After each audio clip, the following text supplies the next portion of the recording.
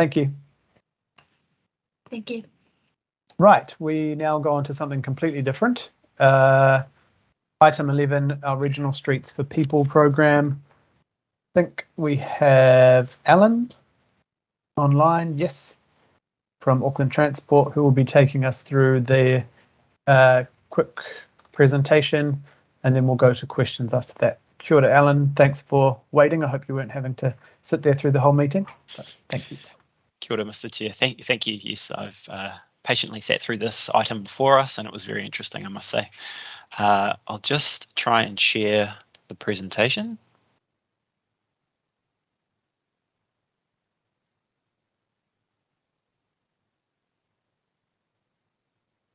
Okay.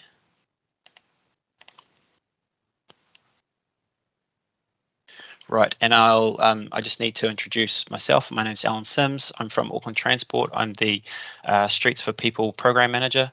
We also have Melanie Alexander on the line as well as the AT owner for these programs, and we also have Robert Simpson representing the council side of the program. Oh, that didn't go into presentation mode. Okay, there we go. So I'd just like to give a quick introduction or overview of the program. It may be a while since some have seen that. So we have the Regional Streets for People program here, and up front I'd just like to say we are investigating a name change as part of this process, because there are a number of programs current and in the recent past that have very similar names, and it's causing quite a lot of confusion here. However, right now it's called the Regional Streets for People program. It's a $3 million fund for 3 years, and it's part of the 10-year climate action package. This program aims to deliver trials and tactical urbanism interventions across the region outside of the city centre to reduce emissions through encouraging mode shift to walking, cycling, micromobility. To date, we have received expressions of interest. That was late last year, and we have assessed those against the weighted criteria.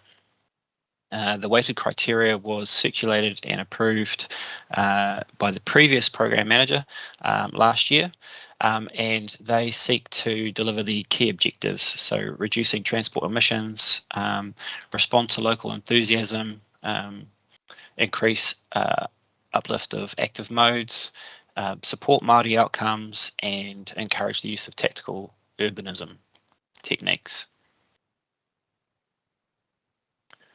Sorry, I'm having a little bit of IT difficulty here.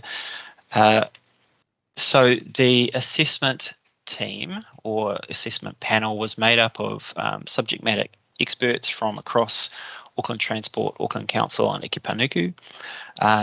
We are proposing the following 7 projects here. They are a range of semi-permanent tactical infrastructure and non-infrastructure events or education projects.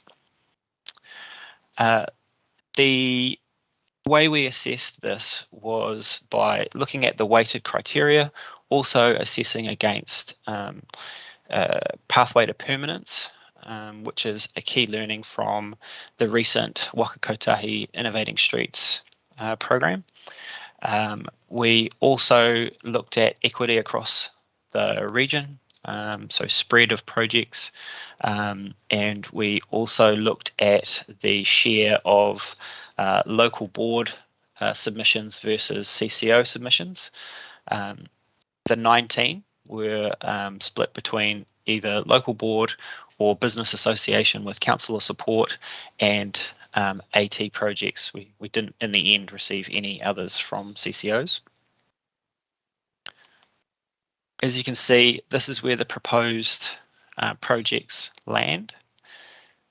A lot of the projects are located in a specific area. However, there is one project, project number 3, which is building better bike hubs, which is a regional project that can be updated as we go through the planning and assessment phase next, to identify areas of the region that may be under-resourced in that respect.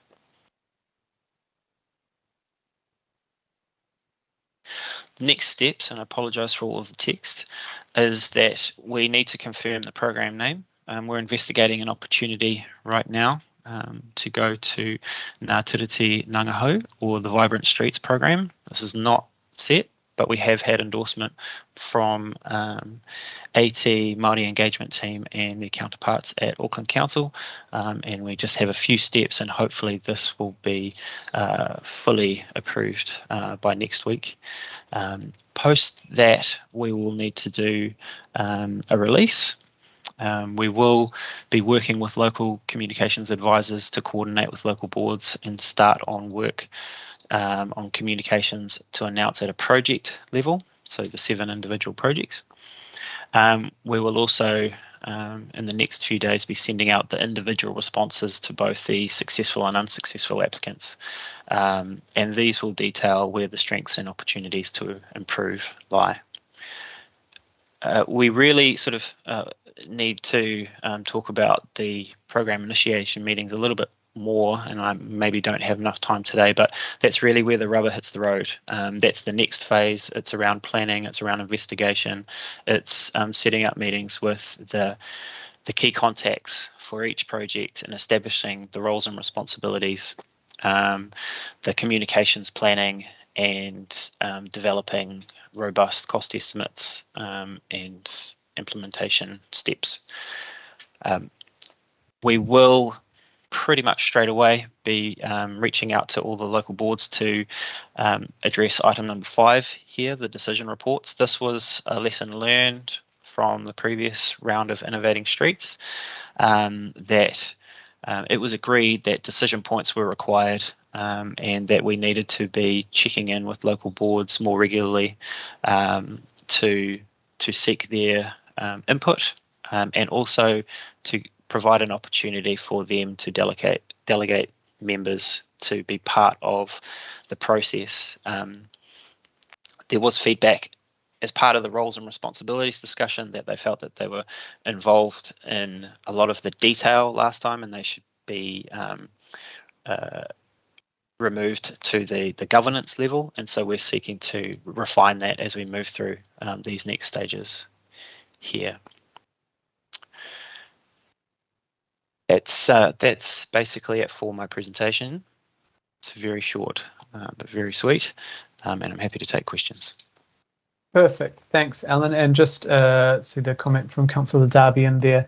There has been confusion, and you brought it up anyway, around the name. We previously discussed that at our pre-agenda meeting as well. This is not Innovating Streets or Streets for People. Innovating Streets came last year, the year before. There was no clarification that there was going to be another Innovating Streets round. So then we put this Regional Streets for People program within the climate initiatives budget of the 10-year budget last year, part of the 150 million.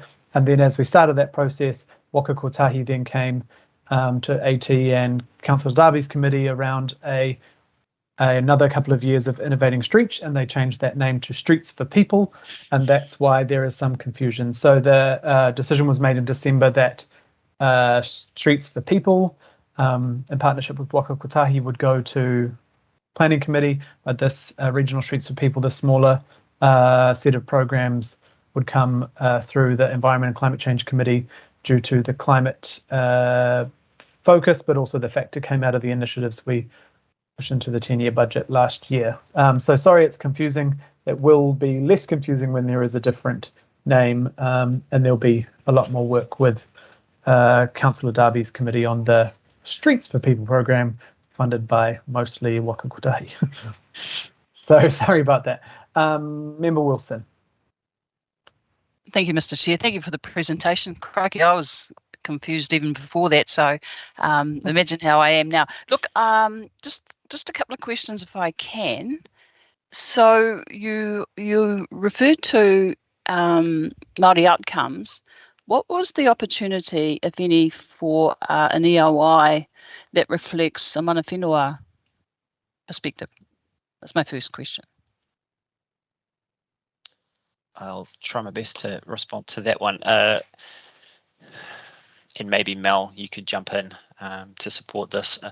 You will have to forgive me. I joined the program in late October, so it wasn't part of the previous discussions around this program, nor the Innovating Streets round one. So what I understand is this was targeted to CCOs and local boards. I don't understand if there was a particular opportunity for mana whenua to respond to this. We did consider and factor into our weighted criteria supporting Māori outcomes, because we know and we believe that it's very important that we always address that very important relationship that we have. It was also an outcome of the evaluation of the first Innovating Streets, that there was opportunities to build on what happened in the first round and to improve the strength of that relationship as well. But as to an opportunity to submit a submission. Shall I jump in? Yeah, please. Please. No, there wasn't really an opportunity for mana whenua to directly apply through an expression of interest. Of course, they could approach Auckland Council, local boards, or any of the other CCOs. And part of the reason for that is one of the eligibility criteria agreed with the programme with Auckland Council was the need for a pathway to permanence, which was funded, and secondly that there was funding matched at 10% from that body. So that's partly why we didn't engage. So there's an agreement earlier on that the focus for this would be for CCOs, council, family to actually put applications in on behalf of their community.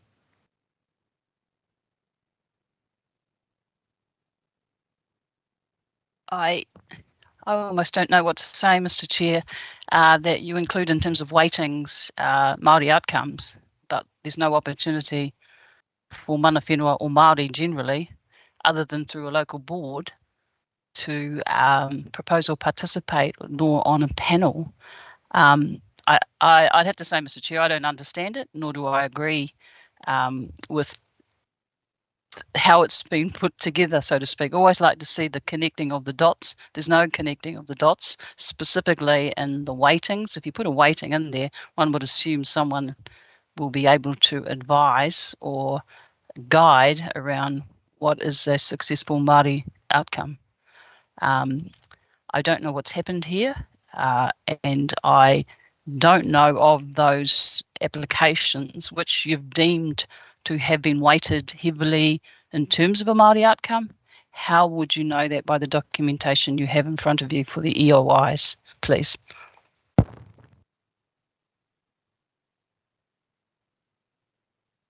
I think you're right, Member Wilson.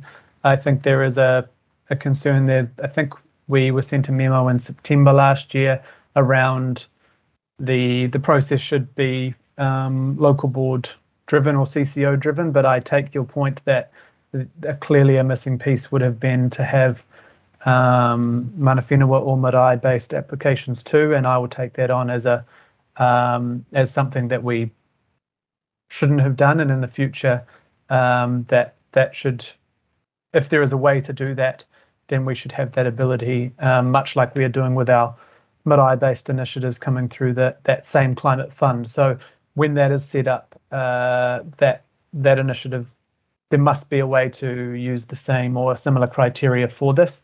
And I apologise that wasn't done. I think at the time we just thought, yep, local board, CCO, easy, council family. But as you have rightly pointed out, that is not working in partnership. So I'll take that on. And if we could, AT, who are doing both this process and the Streets for People process, if it's not too late to ensure that mana whenua have a way to apply for that fund as well, which I know that is not at this stage of the process.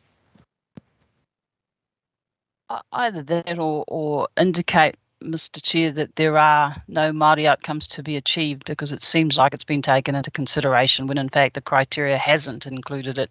I think it's a lot clearer if you understand why. If you see Māori outcomes, if we're looking for those sorts of things, it should be obvious as to what the participation is, and it's not. If it was that was considered in terms of the criteria, and we're always following process here, then don't include it and indicate why. But I'm appalled, I'd have to say, that there was no consideration of, and that my next question then would be, the projects that were approved by local board in Otara and Mangere, was that an attempt at Māori outcomes to be achieved? I'll attempt to answer that question through the chair. So the application itself had a section that addressed the supporting Māori outcomes criteria and weighting. The panel that assessed the submissions spent a lot of time reviewing each individual application and those sections, and provided sort of robust reasoning as why they thought a high, medium or low weighting was achieved in those areas. The projects that have been proposed here, we felt scored high across all of the weighted criteria, and reflected the goals of the program, and drive towards the outcomes of reducing carbon emissions and uptake of active modes. Specifically to your point, were those two projects included as an attempt to support Māori outcomes? I think I would say all of the projects were proposed as a way of supporting Māori outcomes, because we were specifically looking to support Māori outcomes through this process. I do note your point that we could have tried to receive submissions from a wider range of areas, and that is something that we will definitely factor into our Streets for People process as well, because it is at a different phase, and I'm more than open to suggestions around how we could address the regional Streets for program shortcomings as quickly as possible now,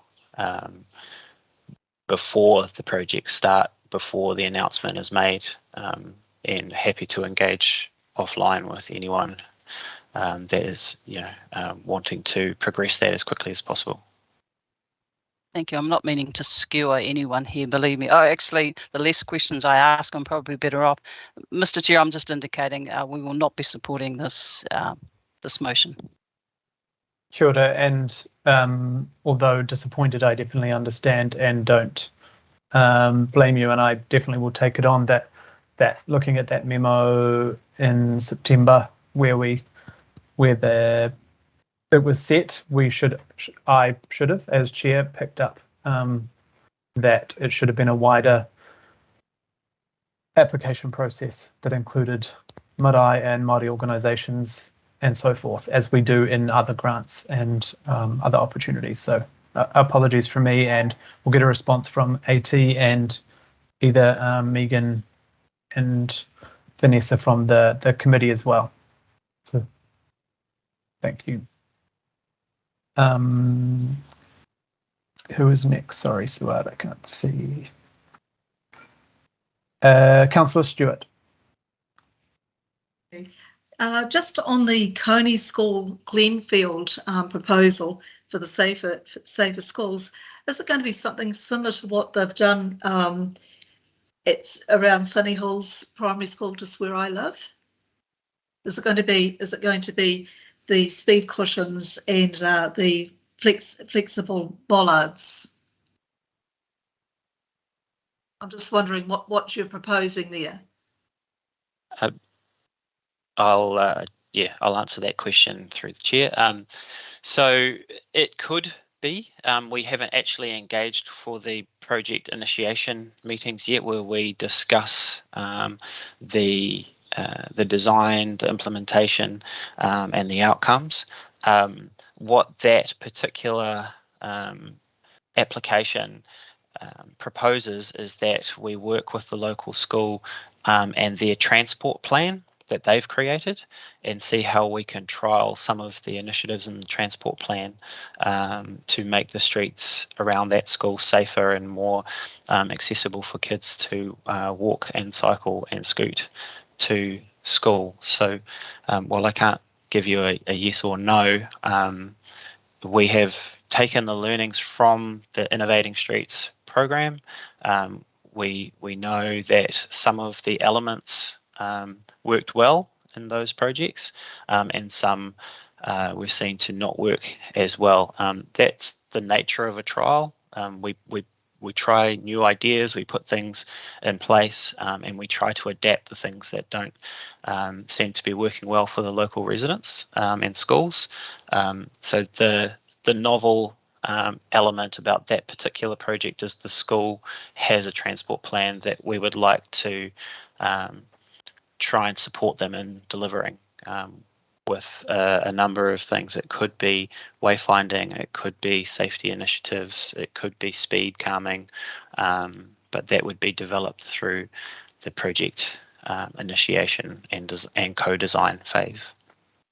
I know there's been a trial, and I know at the moment they're having a have your say, because I actually live on one of the streets, and you've got we've got the speed humps that all went up, and there's about 27 of these little skinny, flexible orange bollards that went up, or sticks, that some of them have been knocked down, and I think people have it hasn't been cars that have knocked them down. I think it's actually been people have tried to push them over. They don't seem to be very, very accepted in this community. So I'm just thinking that before the school in Glenfield decides to go with it, it might pay for them to come out to have a look, because I know that we have got to have your say at the moment on this very subject, and the public feedback closes at midnight on Sunday, the 13th of March. And most of the people in my street and surrounding streets never even received, well, I've talked to a number of people, and they haven't even received the feedback form. So it's going to be interesting. Thank you. Through the chair, can I just a point of clarification? The Konini Schools in Waitakere Ranges local board area, and like with the majority of the projects that have been proposed to you to be endorsed, it's a local board proposed project. So the local board have been engaging with the school and community, and noting Councillor Stewart's points, it's a really good reminder that we do need to co-design and engage with the community all the way through these projects. Thank you. Good, thanks, Melly. Yes, thank you for that. I just suggest that maybe the school board and the school, maybe somebody should come out and have a look, and before we go and put something else in that nobody wants. Thank you. Kia ora, Councillor Stewart. And yeah, it's that was Glen Eden, not Glenfield. We do have a couple in on the shore here that are those flexible sticks and bumps and things, but very supported by the local school and very supported by the local community because of the safety aspects. So I think it's different communities will approve of different things and weight it based on different factors such as safety or other things like that. Councillor Darby.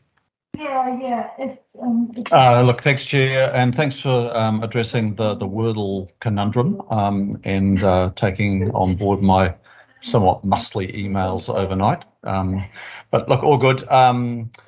Interesting that the application that I put under my own name on behalf of Devonport Business Association, working with a local board member, Tony Van Tonda, it was a regional Streets for People application, but it went to Streets for People email address. So there poses the problem. But look, the staff will sort that. Chair, I just want to point out that, look, I think I rather than declare this at the front, under declarations, but I do want to say now that I think my interests are in common with the public here, but I was a proposer of one application that didn't make the cut. That's all good. I didn't interfere with the processes in any way, but I also wrote a letter, and I think you signed the letter too, in support of the Bayswater application, and that was Auckland Transport's application. But I don't believe that there's any interest here other than us being in common with the public. Thanks, Mayor. Thanks, Chair. Thank you. I don't have a recollection of that, but I think it's because it's in line with the current project, the Lake Road project. Is that correct? That's already connected to. But happy to put a conflict there. Yeah, look, it's a funding application, but look, I'm acting consistent with the direction of the council, but I just don't want to be identified as acting in my own interest. Yeah, I don't believe I am. I'll leave it there. Yeah, I think the question was because they're council applications by parts of council, as if we were supportive or vehemently against something like this happening in our area, and this was trying to prevent the situation with Innovating Streets where we had well-meaning projects pop up with elected members completely opposed, and that creating quite a lot of tension a year or two ago, as far as I know. But thank you for that. Councillor Watson, question. Yes, thanks. A rather tangential question to do with the wider regional streets for people. This is obviously a program and contested fund. I'm just wondering, in amongst the team, as far as the drivers for this, getting people more active, cycling, walking, and even conceivably other activities.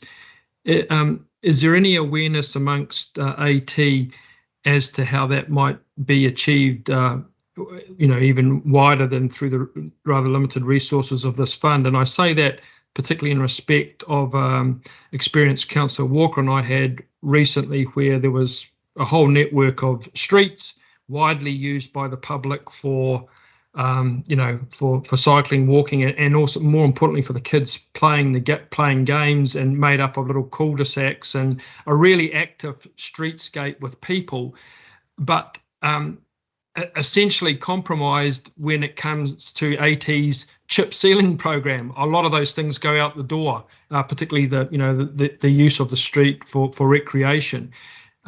Is there any awareness in terms of that broader reach, given the limited resources here, of how that might be addressed, bearing in mind that, I know the cost differential between chip and asphalt, but in retention of amenity that goes to the goals of this program in the wider network?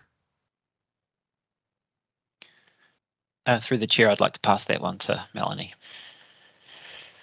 Thank you, through the chair.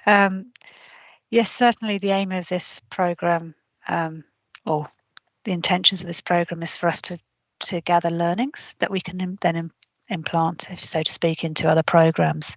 And certainly the scope of the programmes that we're suggesting and proposed, many of them you'll see are relatively complementary measures to engaging with people to be more active in the community.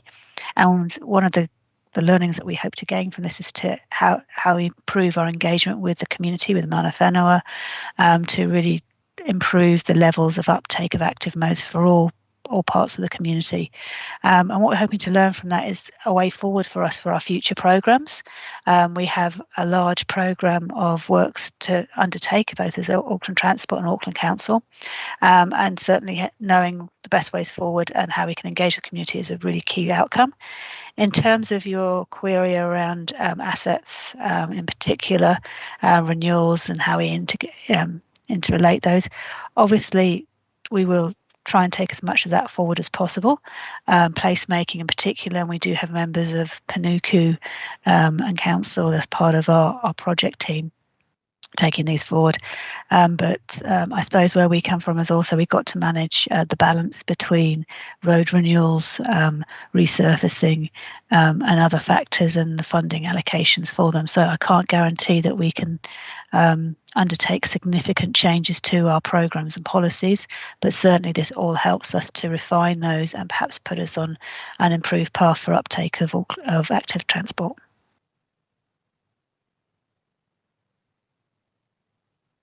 Thank you, Millie, and thank you, Councillor. And I think, I think some of the discussion, including the discussion just then on sort of a contestable fund or grants round, I think maybe it was a mistake calling this a contestable fund. I'm not sure, because of much like the community safety fund that came before this, it was only ever council funding a council process and a council project, as opposed to granting other groups to enable this. So all of these are, as far as I understand, are AT run or owned, or council or local board run or owned. So I think maybe the going forward, we just need to ensure that we're getting what, because a contestable fund in the past would have been anyone could apply for a grants process. So I just need to ensure that my knowledge of what it was before and after, I need to check out that as well. Councillor Bartley, you have a part-I? Thank you, Mr. Chair, and thank you to officers for this work. My question is, one of the other learnings we took from Innovating Streets was the vision. The vision wasn't out there in the forefront of why these projects, why people are being personally inconvenienced. How is that being addressed with this program, so that, you know, people do see past the sticks in the road and actually see that this is about saving people's lives, no more cyclists getting killed, children being safe to walk to school and take their bikes to school, you know, like big picture stuff about saving lives, as well as climate change, which has been pretty much everything on this agenda so far. Thank you.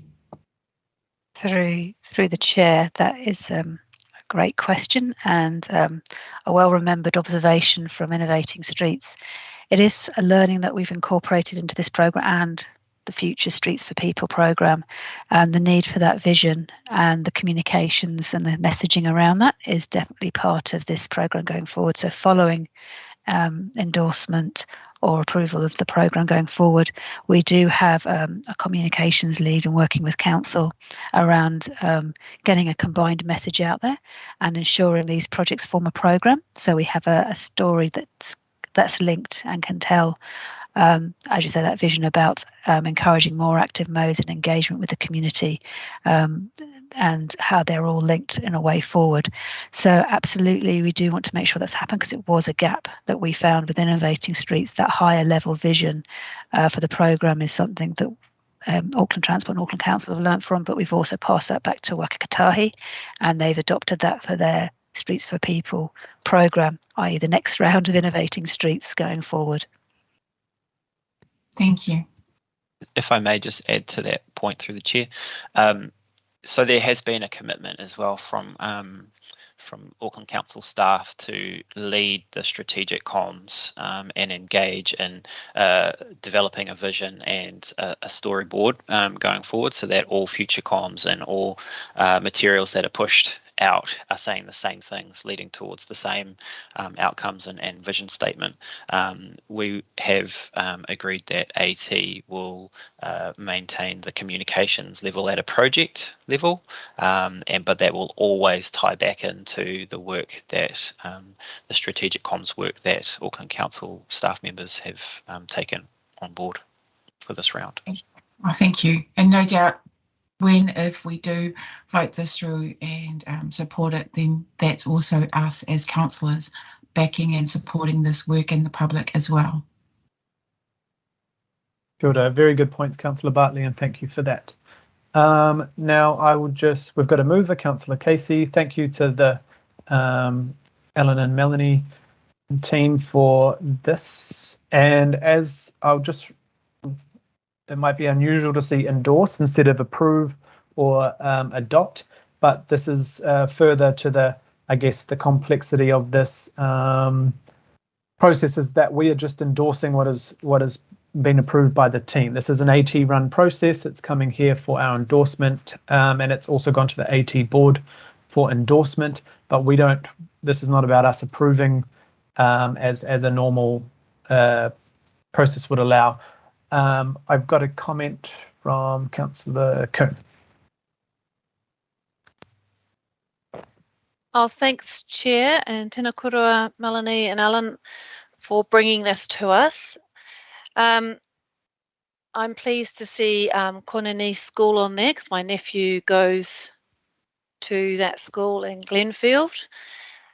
He's only 8, and I'm sure he would love to be able to walk to school and feel very safe.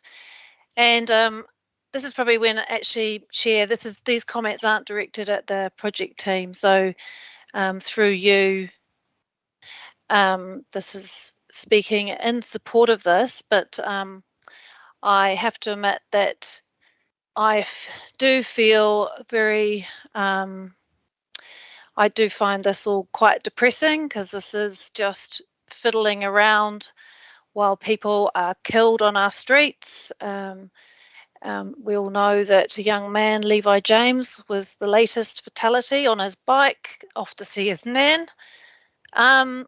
And just the bigger crisis that we have around climate, around the oil crisis that's coming. And here we have this little drop in the bucket to kind of fiddle around on some streets and complain about the hit sticks not looking nice, or whether a car park is being removed when, you know, vulnerable people are dying on our streets. And we know that we have to have a network of safe streets that give people an alternative to driving around in their cars. So on one hand, you know, I'm really happy to see this come to us, but it does just depress me that we are doing things in very, very small little increments, and we're nowhere near having streets for people, whatever we call this program. Our streets are hostile places that are not suitable for the majority of kids in our city just to be able to walk and cycle safely, and for most residents to get around. And so, you know, I do think it's great that we put this funding in the climate.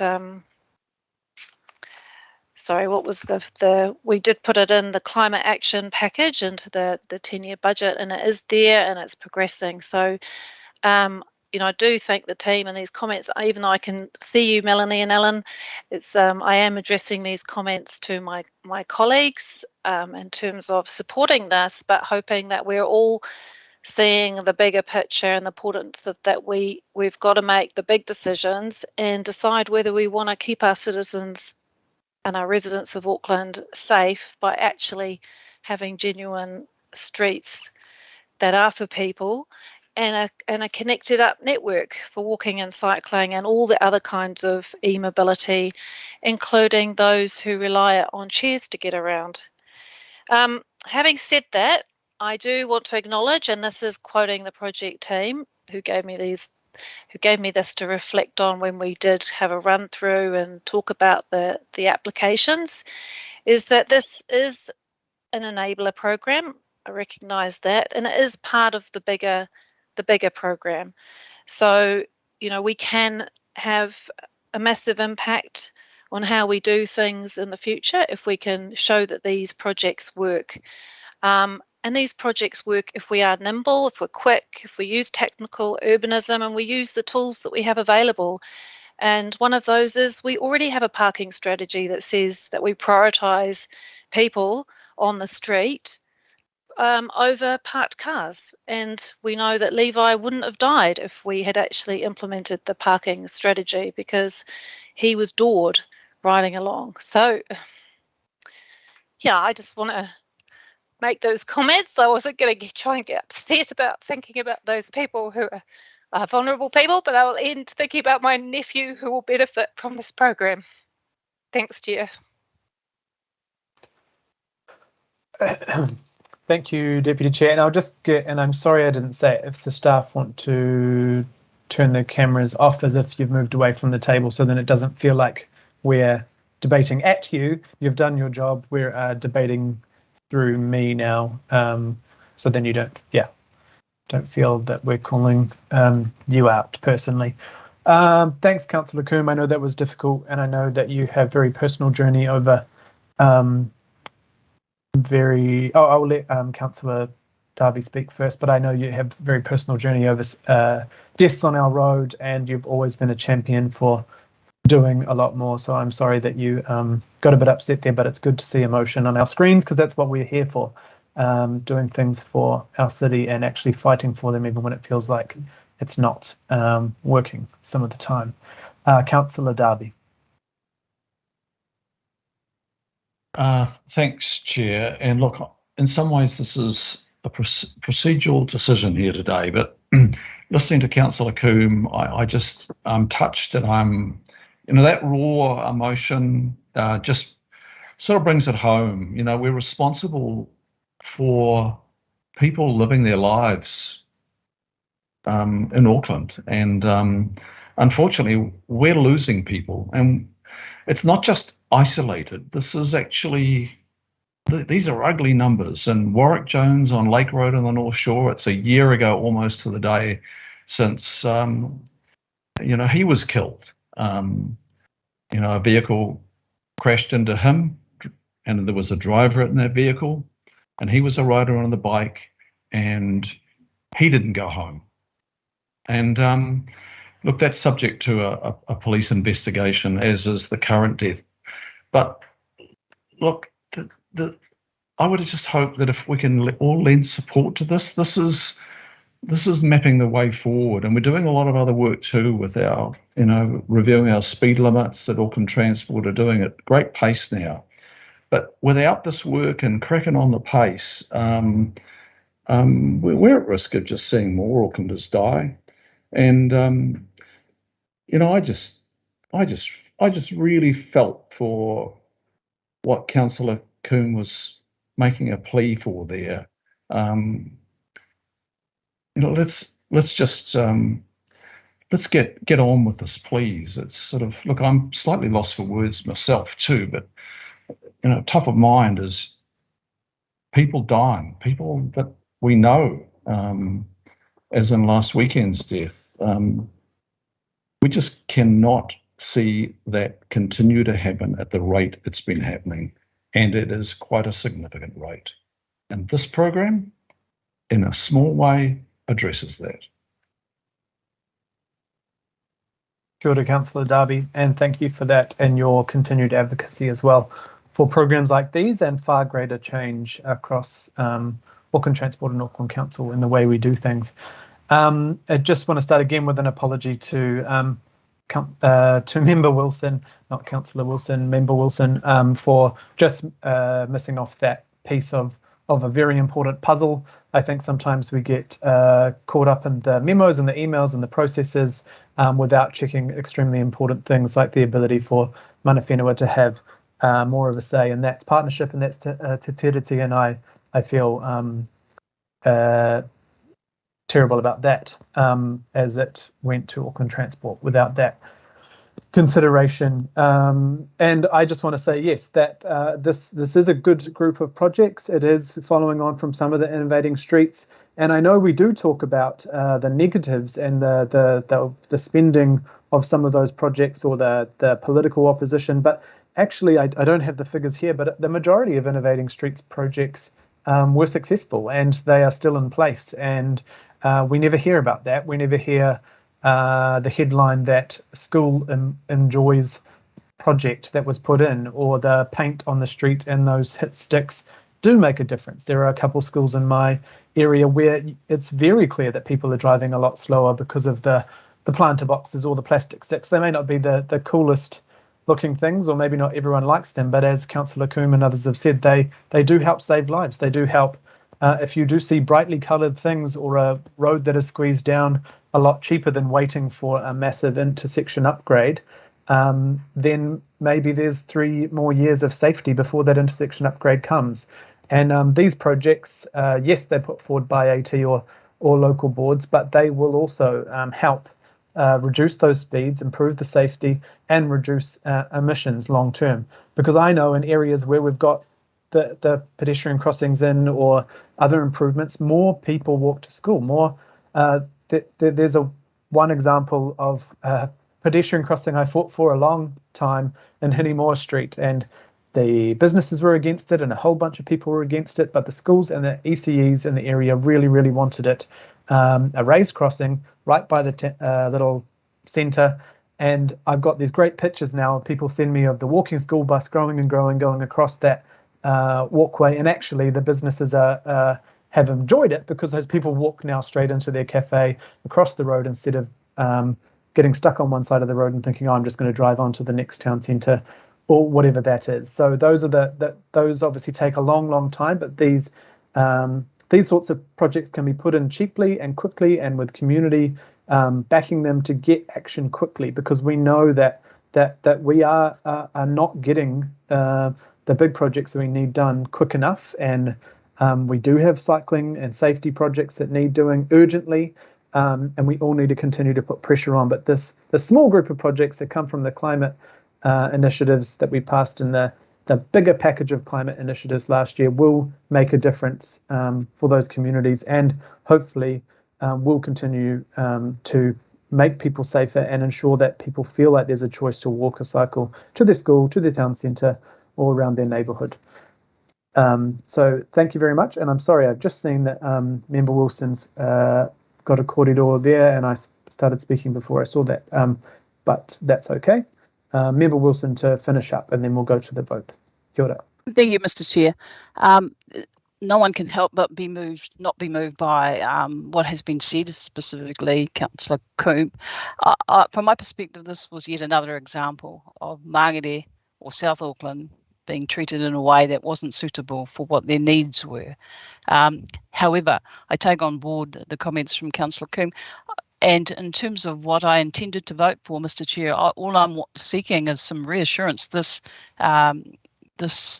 exclusion, this absence of mana whenua input can be addressed through yourself to the team that are trying their best. Then I would happily, for the greater good, for the pleas that have been made, vote in an appropriate manner, Mr. Chair. Kia ora, Member Wilson, and I wouldn't expect you to vote either way. So that is up to you, and I know the reasons you feel, and I agree with you that what has happened here is not okay with the situation and the community that you're rightly advocating for, that we all should be advocating for. So thank you. But don't feel you need to vote either way, or that anyone's encouraging you to do that. So just you make that decision. But thank you for your corridor at the end there. Right, we will move to the vote. All those in favour? Aye. Aye. Aye. Aye. And anyone opposed? Aye. Against. Councillor Stewart opposed. Did you want that recorded, Councillor? Yes, thank you. Councillor Stewart opposed. Thank you very much. And now we move on to, I think we might just have a 5-minute cup of tea, bathroom stop.